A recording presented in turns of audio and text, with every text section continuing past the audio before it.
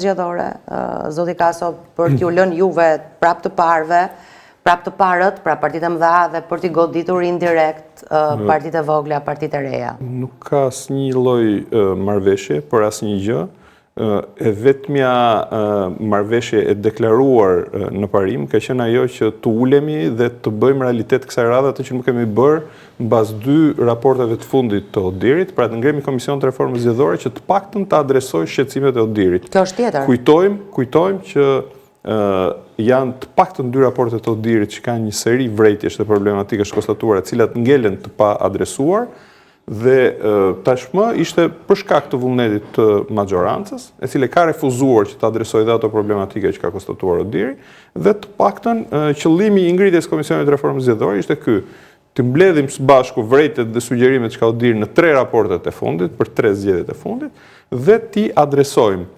Qase jon ka qenë ndryshe, ka qenë që jo të ulemi dhe të bëjmë sikur bëjmë reform, po të paktën të diskutojmë të gjitha opsionet, edhe në tavolinë të gjitha opsionet, pa vija të kuqe, se si mundet të përmirësojmë zgjedhjet duke gjetur ca zgjidhje të vërteta për problemet e mëdha të zgjedhjeve.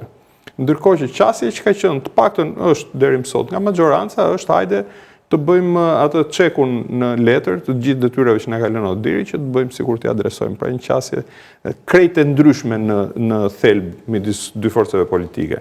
Kjo sjell edhe atë konfrontin që ne tashmë e kemi në tavolinë për sa i përket temave të mëdha, temave të nxehta, që fillojnë që nga ndarja e shtetit nga partia në pushtet, është ajo vija e famshme ndarëse që Odiri thotë që është zhdukur krejtësisht midis shtetit dhe majorancës pushtet, veçanërisht në fushat zgjedhore, deri te çështjet që janë sensitive, por edhe interesante për publikun që të ndjeki, çështjet e sistemit, listat hapura të mbyllura e tilla me radhë. Po, dhe për këtë, në këtë pikë jemi duke folur për këtë propozim që është miratuar në parim dhe janë të paktën 2. Jo, nuk është miratuar absolutisht. Jo, në parim po. Është dakord. Vetëm nga Demokratike i ka thënë po propozimit që erdhi nga grupi politik për dialog, i cili ndërkohë ishte ulur me partitë e reja përveç mundësisë edhe Lëvizja Bashk që thonë shprej mirë se nëse do arrihet të konkludohet dhe të miratohet mirëfilli ky propozim, atëherë ne partitë e reja do të zhdukeshim, do ta zgjestoheshim.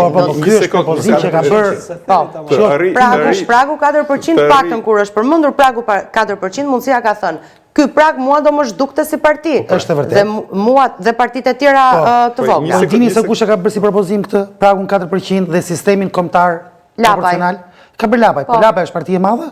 Jo, është parti e vogël. Po, është pranuar nga zoti Berisha, nga partia e madhe. Absolutisht, ka pranuar këtë, siç ka pranuar edhe ide që hajde të diskutojmë. Jo vetëm 4% dhe pikë. I është thënë edhe partive të tjera, edhe Partisë Mundësia, edhe partive të tjera të vogla, sillni propozimet e juaja. Nuk e doni 4%. Diskutojmë për 3%. Partia Mundësia ka një vend në tryezën e reformës zgjedhore, cilin ka refuzuar deri më sot ta plotësoj, po thjesht për dëm ta background. Në tavolinë e dialogut politik, Partia Mundësia nuk ka marrë pjesë. Është ftuar, por nuk ka marrë pjesë. Nuk ka çuar sugjerimet e veta. Sepse ja po ju them unë, sepse ka thënë mes Partisë Demokratike dhe Partisë Socialiste, po ndoshta edhe ndonjë parti të vogël të re, që ka marrë një farë rezultatin zgjedhje, po zhvillohet një pazar në dëmin tonë. Kjo do të thotë që Partia Demokratike nuk ka drejt as me aleatët e vet të konsolidojnë qendrim. Edhe aleatët tuaj nuk kanë qenë dakord me pragun 4%. Edhe aleatët tuaj. Së pari një herë kjo çështje ngelet në diskutim. Jo, po për të kuptuar ata që na ndjekin se duket sikur është bërë marrëveshja. Ka një qasje të Partisë Demokratike që pavarësisht se ka shumicën e vendeve të opozitës në tryezën e reformës, e cila ka numra të barabartë midis majorancës dhe opozitës dhe kërkon konsensus për të miratuar çfarë do lloj gjëje, pra të pranohet nga të dyja palët. Qasja e Partisë Demokratike është të mos shkojë aty me propozime që janë mirëfilli të Partisë Demokratike, po të ngrej një front më të gjerë opozitar dhe të konsolidojë qëndrimet. Dhe si e tillë është në drejtën e vet të konsolidojë çfarë qëndrimi mban tryeza e opozitës. Tryeza e opozitës është mbledhur disa herë dhe për sa i përket çështjes së sistemit ka një propozim nga njëri nga anëtarët e tryezës, të tjerët kanë refuzuar. Zoti Berisha ka rënë dakord për këtë. Dakord, para se të arrijmë atje. Çfarë do të bëjë zoti Berisha kur të tjerët nuk propozojnë? Zoti Berisha është kryetari i Partisë Demokratike, pra Partisë së Madhe.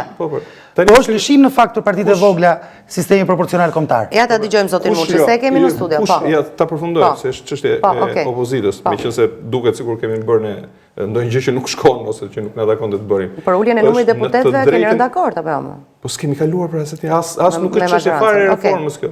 Ka dalë Edi Rama, ka hedhë një gur lume dhe tani ne 5 duhet të nxjerrim gurin lum të Ramës. Nuk ka nxjerrim dot.